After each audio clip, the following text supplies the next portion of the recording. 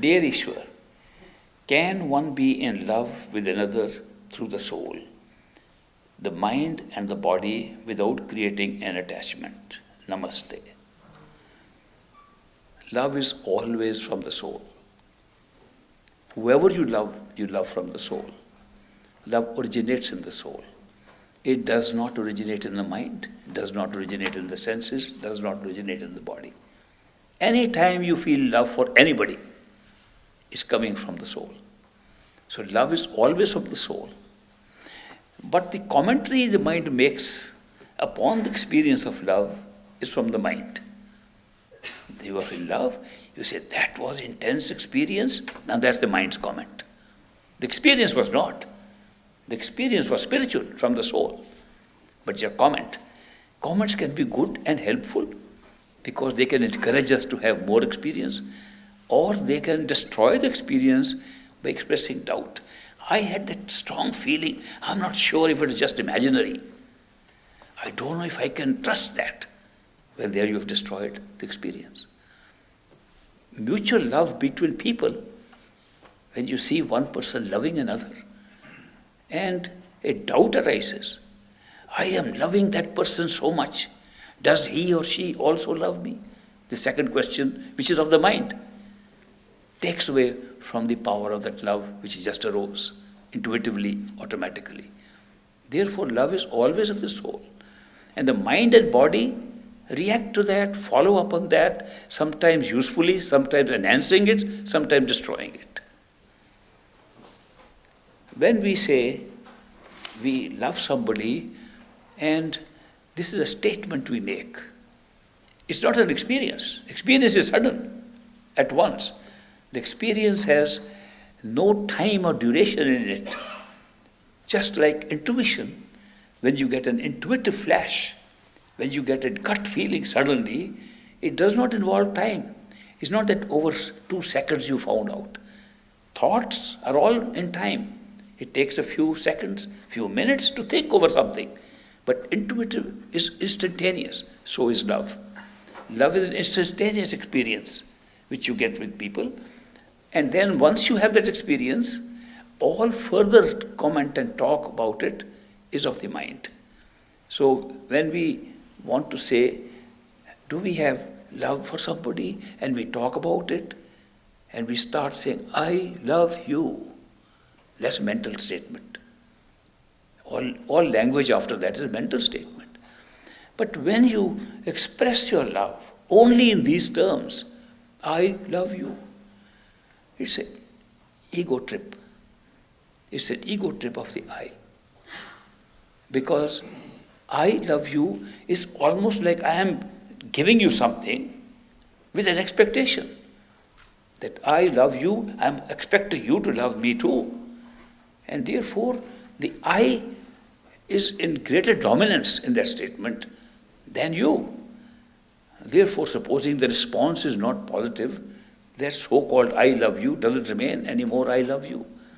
If the response is, but I hate you, and then say, I hate you too. What happened to that I love you stuff?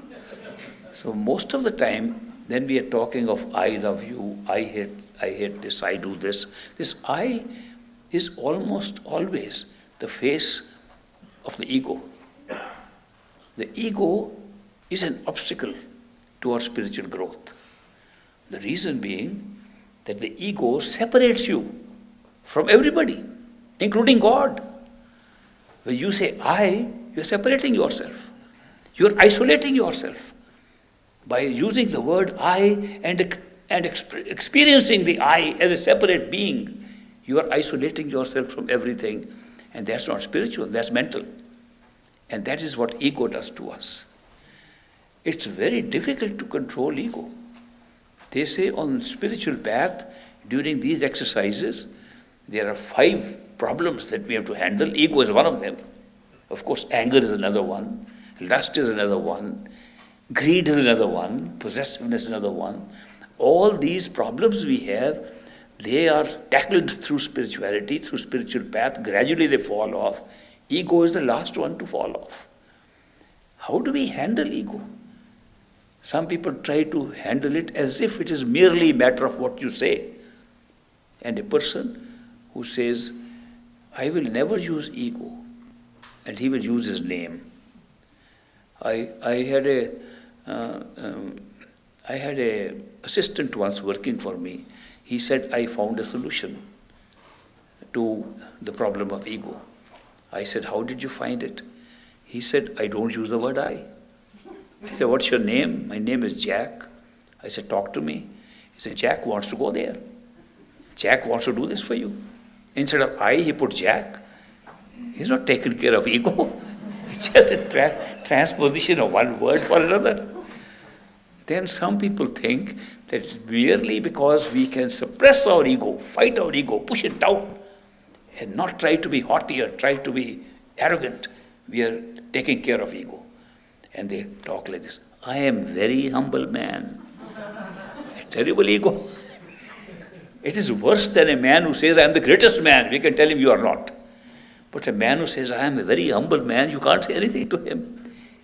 And he is so ego, he knows to be humble is great. He is saying, I am very humble.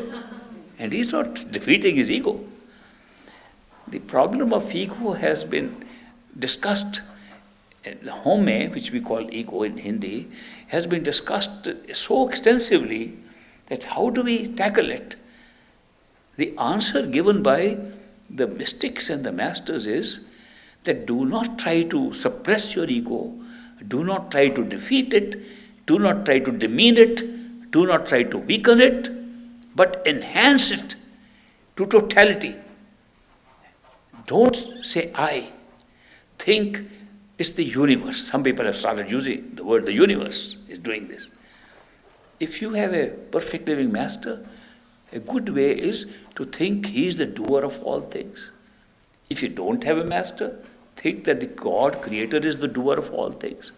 If whenever anything is being done by you, and the consciousness is, the awareness is that I am not the doer, somebody else, bigger, more powerful, bigger ego than me is doing it, you solve the problem of your ego. Therefore, the ego cannot be solved by making it small, but ego can be solved by making it so big, it's beyond the I that you have. And that is very often possible by saying, Master does everything, God does everything, the Lord is the doer, I am merely witnessing what the Lord is doing, ego takes care of. So we have the problem of ego which we have to solve through many ways. This is one of them. When we see miracles of a master in our life, we automatically begin to say, this is all master doing it, or master's grace, master this. Automatically we are taking care of the ego.